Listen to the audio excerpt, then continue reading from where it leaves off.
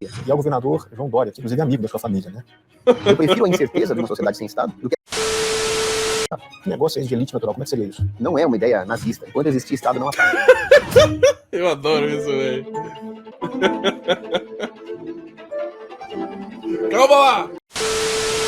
Esse cara parece o Jabu fazendo entrevista. A brasileira com sua indignação, suas fantasias heróicas e suas ideias políticas radicadas na gradativa eliminação do Estado.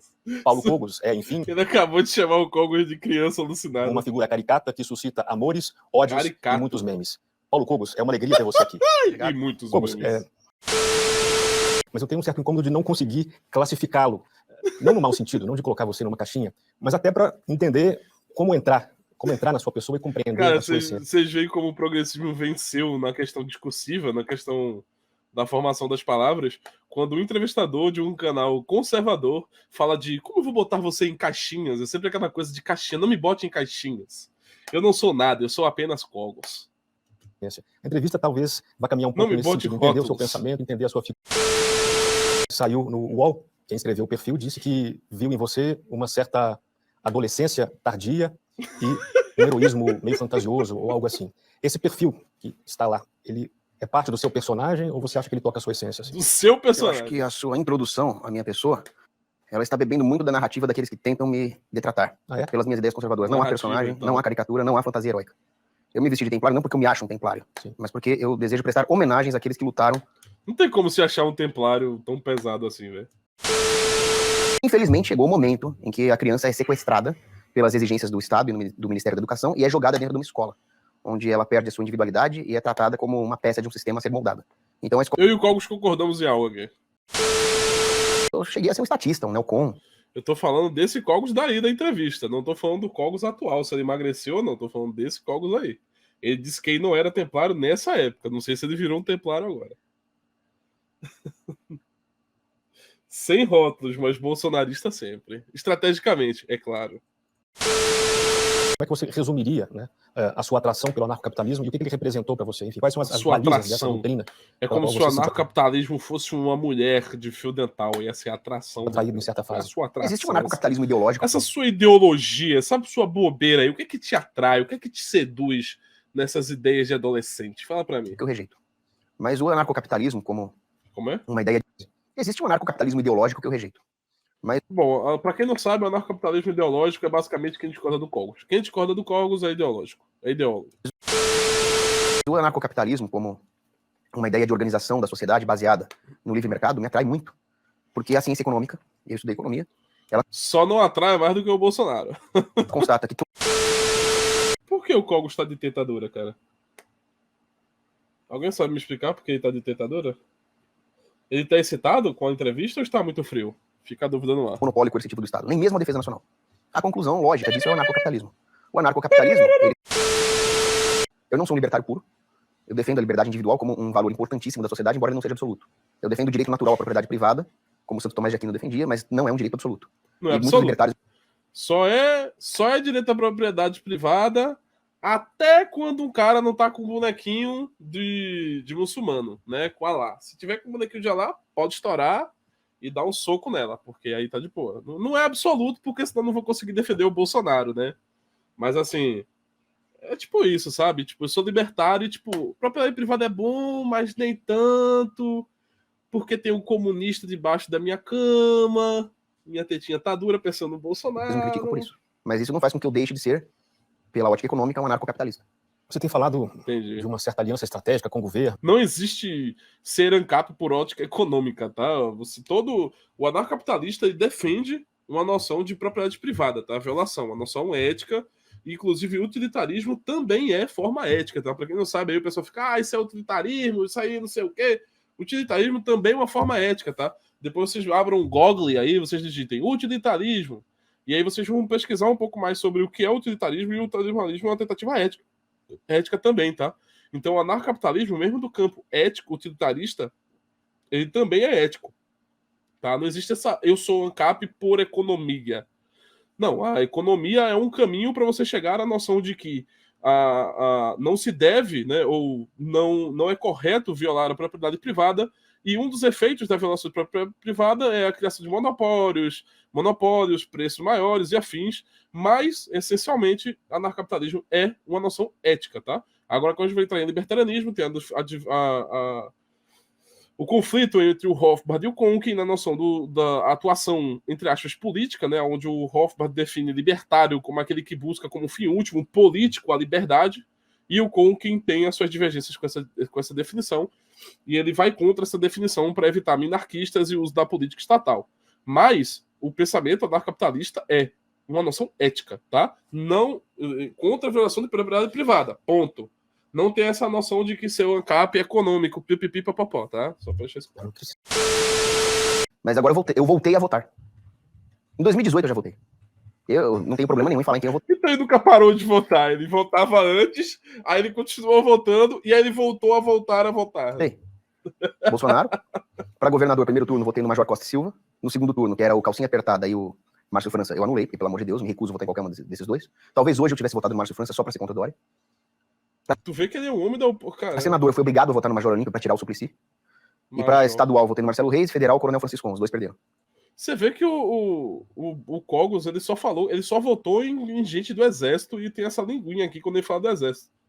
Talvez tenha alguma coisa aí do Cogos com a questão militar, tá? Não sei.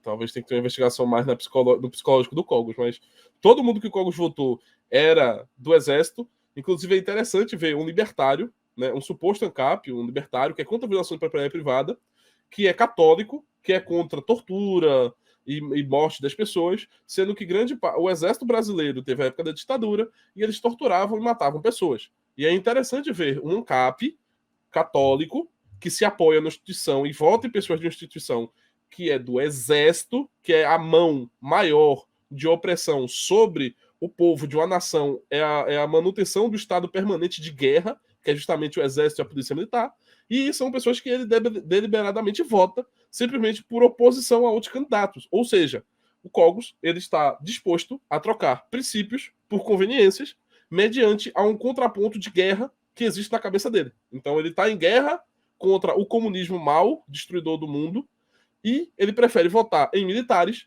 que apoiam e apoiaram a ditadura militar, que torturaram pessoas, que mataram pessoas, em troca de ficar com a linguinha assim, o petinho duro. Então, esse é o grande Paulo Cogos, o grande anarcocapitalista aí.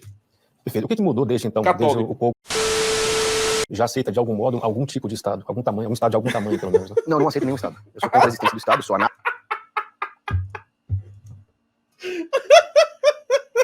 Tá vendo, Cogos? Até o cara percebeu, velho. Se tu tem essa noção de voto, essa parada de conseguir trazer o mal menor, mal maior, mal melhor, bem maior, bem menor, essa noção do Estado como um voto de necessidade, é você acreditar que um determinado tipo de Estado, ou seja, aquele Estado que você tá votando, o que isso quer dizer? Se aqueles candidatos que você votou forem eleitos, eles vão representar em ato prático, na concretude, o que você considera como o Estado melhor.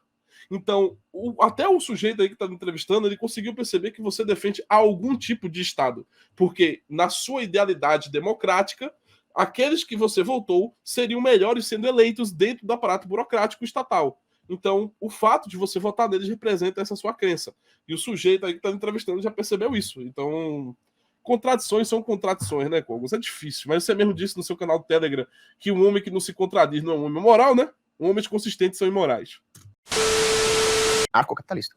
Mas eu voto. E existem anarcocapitalistas que defendem. Tá aqui, essa parte é muito boa. Que era anarcocapitalista para esse que já aceita, de algum modo, algum tipo de Estado, algum tamanho, um Estado de algum tamanho, pelo menos, né? Não aceito nenhum Estado. Eu sou contra a existência do Estado, eu sou anarcocapitalista.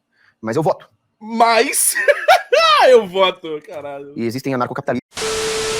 O Murray Rothbard, que foi um grande economista da escola austríaca, ele defendia a participação do anarcocapitalista na política para adquirir alguns avanços, para que nós conquistemos alguns espaços numa sociedade onde o Estado tenta monopolizar tudo. Então, isso é falso, tá? O legal é que tanto o Hyde quanto o Cogos e outros diversos libertários fantasiosos tentam usar o nome do Rothbard e do Hoppe para a noção do voto, sendo que o Rothbard ele jamais falou de nos juntarmos e votarmos, né? O Rothbard não falava sobre as noções do voto. O voto era a última noção que chegava. As noções do Rothbard eram a noção concreta de atividade política baseada em um sistema leninista de compreensão das estruturas sociais. Ou seja, o Hofbard acreditava, veja, Lenin, tá? Cuidado, Cogos, Lenin, comunista, buh!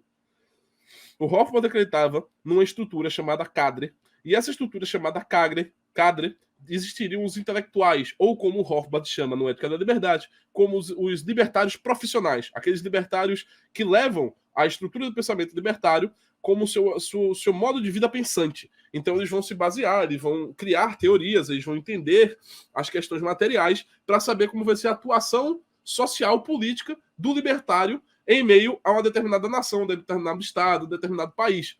Então, as pessoas da cadre, elas iriam decidir em qual determinado estado, qual tipo de posição é benéfico dentro dos Estados Unidos para assumirmos, como, por exemplo, será que termos juízes dentro desse estado vai nos ajudar a ter uma transformação dentro da percepção da common law para tratarmos determinados crimes? Trazer uma percepção libertária para uma estrutura de common law já estabelecida dentro dos juízes que ali vão possuir os cargos? Porque se você tem uma estrutura de common law onde o juiz é um libertário, ele vai conseguir, talvez, incrementar a noção libertária dentro dos julgamentos?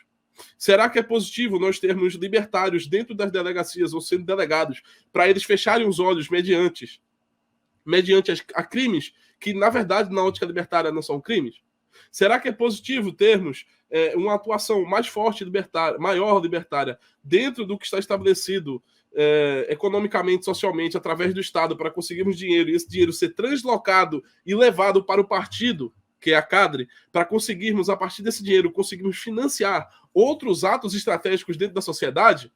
Talvez. Essas são as discussões. Essas são as pautas que os intelectuais ou os libertários profissionais iriam discutir mediante um posicionamento intelectual, e eles iam conseguir perceber essas necessidades a serem cumpridas, as formas estratégicas de atuar em uma determinada região. Eles não diziam, e aí, galera, vamos votar no Bolonitro? Sim, Bolonitro, né? Senão comunismo, puh! Comunismo feio, puh! Vamos votar no Bolonitro? Vamos votar no Bulbasauro ou vamos votar no Lula livre?